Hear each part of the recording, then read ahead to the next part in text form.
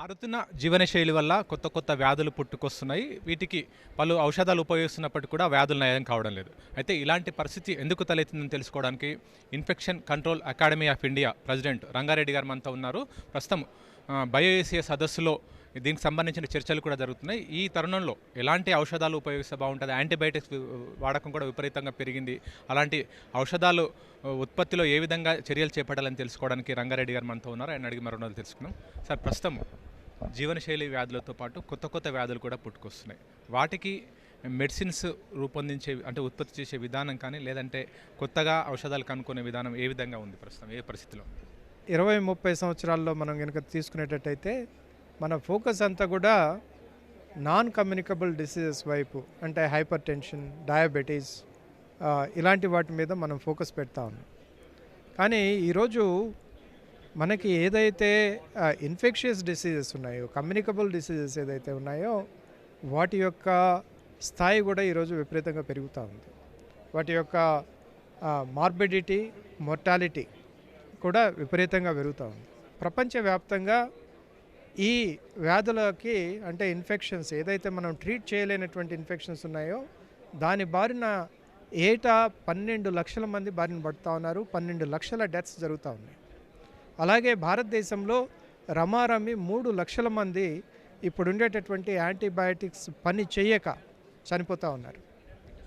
చిన్న డౌటు, అంటే యాంటీబయాటిక్స్ పని చేయకపోవడం అనేది ఎందుకు కారణం సార్? అది ఎందుకంటే దాదాపు 12 లక్షలు, దాని సంవత్సరం మన భారతదేశంలో 3 లక్షలు అని చెప్తున్నారు. దీనికి కారణాలు?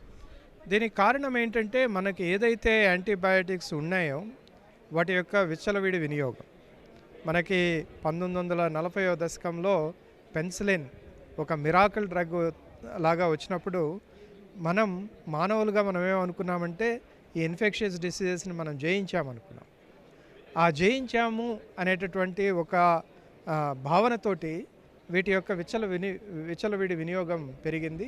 తద్వారా ఏవైతే ఈ మైక్రో ఆర్గానిజమ్స్, ప్యాథోజన్స్ అంటున్నామో, సూక్ష్మక్రిములు, అవి వాటంతటా వాటిని మ్యుటేట్ చేసుకొని అడాప్ట్ చేసుకున్నాయి. అంటే ఏదైతే మందు ఇంతకుముందు మనం ఇచ్చి వాటిని చంపగలిగామో, ఈరోజు వాటిని చంపలేనటువంటి పరిస్థితి ఉత్పన్నమైంది.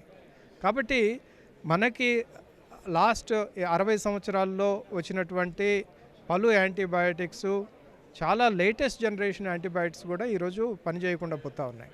కాబట్టే 10 సంవత్సరాల క్రితం వరల్డ్ హెల్త్ ఆర్గనైజేషన్, అలాగే మిగతా ఆర్గనైజేషన్స్ ఇది ఒక ప్రపంచ ఆరోగ్యానికే ఒక విపత్తుగా పరిగణించి దీనికి మనం ఏదో ఒకటి చేయాలి అని చెప్పి గ్లోబల్ యాక్షన్ ప్లాన్ అనేది ఒకటి తీసుకొచ్చారు. దానిలో ప్రధాన ఉద్దేశం ఏంటంటే, మానవుల్లో వినియోగం, జంతువుల్లో వినియోగం, అలాగే వ్యవసాయంలో వినియోగిస్తున్నటువంటి యాంటీమైక్రోబిల్స్ ఏదైతే ఉన్నాయో వాటిని మనం తగ్గించాలి, విచ్చలవిడి వినియోగాన్ని అరికట్టాలి అనేటటువంటి ఒక ప్రధాన ధ్యేయంతో అది చేయటం జరిగింది. అలాగే భారతదేశం కూడా నేషనల్ యాక్షన్ ప్లాన్, మన జాతీయ యాక్షన్ ప్లాన్ని మనం తయారు చేసుకున్నాం 10 సంవత్సరాల క్రితం. అలాగే 2024లో తెలంగాణలో కూడా మనం ఈ యాక్షన్ ప్లాన్ని అడాప్ట్ చేసుకోవడానికి కార్యక్రమం మొదలుపెట్టాం. కానీ మనకి ఈ కార్యక్రమాలు ఏదైతే యాక్షన్ ప్లాన్స్ ఏదైతే ఉన్నాయో అవి ఈరోజు సత్ఫలితాలు ఇంకా ఇవ్వలేదు. అవి రాబోయే కాలంలో మేబీ ఇస్తాయేమో. యాంటీబయాటిక్స్ వినియోగం అధికమైనా సరే, యాంటీబయాటిక్స్ సూచించిన డోస్ ప్రకారం వాడకపోయినా కూడా ట్యాబ్లెట్స్, దానికి సంబంధించి అంటే ఆ రోగం, ఆ క్రిమి లొంగదనేది కూడా, వైరస్ లొంగదనేది కూడా ఒక టాక్ ఉంది కదా. ఈ ఫార్మాస్యూటికల్ కంపెనీస్ ఏమో కొత్తవి యాంటీబయాటిక్స్ తీసుకురావట్లేదు కాబట్టి మనకు పరిస్థితి ఇంకా జటిలమయ్యేదానికి అవకాశం ఉంది.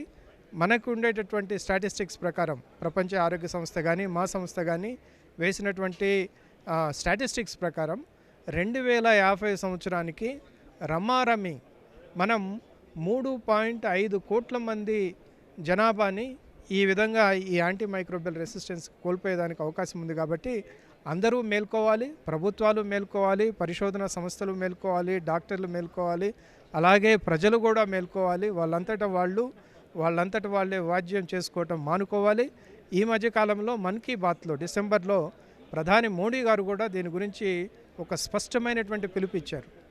ఏది యాంటీబయాటిక్స్ అనేది పాప్కార్న్ కాదు, ఇదేదో జిలేబీ కాదు, దాన్ని ఇష్టం వచ్చినట్టు వాడటానికి లేదు. మీరు వైద్యులను సంప్రదించి మీ వ్యాధి నిర్ధారణ అయిన తర్వాత మాత్రమే, వారి సూచనలతో మాత్రమే మీరు యాంటీబయాటిక్స్ వినియోగించాలి అనేటటువంటి పిలుపు ప్రధానమంత్రి గారు ప్రజలకు ఇవ్వటం జరిగింది. మనందరం కూడా బాధ్యత గల పౌరులుగా ఆయన సలహాని పాటించాలని నా విజ్ఞప్తి. సార్, మీరు ఏఎంఆర్కి సంబంధించి కేంద్ర రాష్ట్ర కమిటీ అంటే ప్రభుత్వాల్లో సలహాదారుగానో మెంబర్స్గానో ఉన్నట్టు ఉంది సార్. ఒకవేళ ఈ అంటే యాంటీబయాటిక్స్ వాడకానికి సంబంధించిన కానీ కొత్తగా రీసెర్చ్కి సంబంధించి ఎలాంటి చర్యలు తీసుకోవాల్సి ఉంటుంది? ఈ స్ట్రాటజిక్ పిల్లర్లో భాగంగానే ఈరోజు మనం బయో ఏషియాలో కొన్ని చర్చలు జరుగుతూ ఉన్నాయి. సైన్వి బయోసైన్సెస్ లాంటి కంపెనీలు వాళ్ళు తయారు చేసినటువంటి కృత్రిమ మేధతోటి వాళ్ళు తయారు చేసినటువంటి డిస్కవరీ ఇంజిన్ ఏదైతే ఉందో దానిలోంచి ఈరోజు మనకి ఉన్నటువంటి సమాచారం ప్రకారం మొదటి కృత్రిమ మేధతో తయారు చేయబడినటువంటి మొదటి మాలిక్యూల్ ఈరోజు బయటకు వచ్చింది. అది చాలా సంతోషదాయకం. ఈ ఆవిష్కరణల ద్వారా కొత్త కొత్త మందులను కనుక్కోవాలి. రాబోయే కాలంలో ఈ మహా విపత్తు నుంచి ప్రపంచం బయటపడటానికి మనందరం సమిష్టిగా కృషి చేయాలి. యాంటీబయాటిక్ వినియోగం అధికంగా ఉండడంతో పాటు డాక్టర్లు సూచించిన విధంగా వాడకపోవడం వల్లనే యాంటీబయాటిక్స్ అనేవి పనిచేయకుండా పోతున్నాయని చెప్పి కూడా రంగారెడ్డి గారు చెప్తున్నారు. దీనికి సంబంధించి అందరూ మేల్కొని తగిన చర్యలు చేపడితేనే ఈ విపత్తు నుంచి బయటపడే అవకాశం ఉందని కూడా చెప్తున్నారు. కెమెరా పర్సన్ కేవీ రావుతో శ్రీకాంత్, ఈటీవీ న్యూస్, హైదరాబాద్.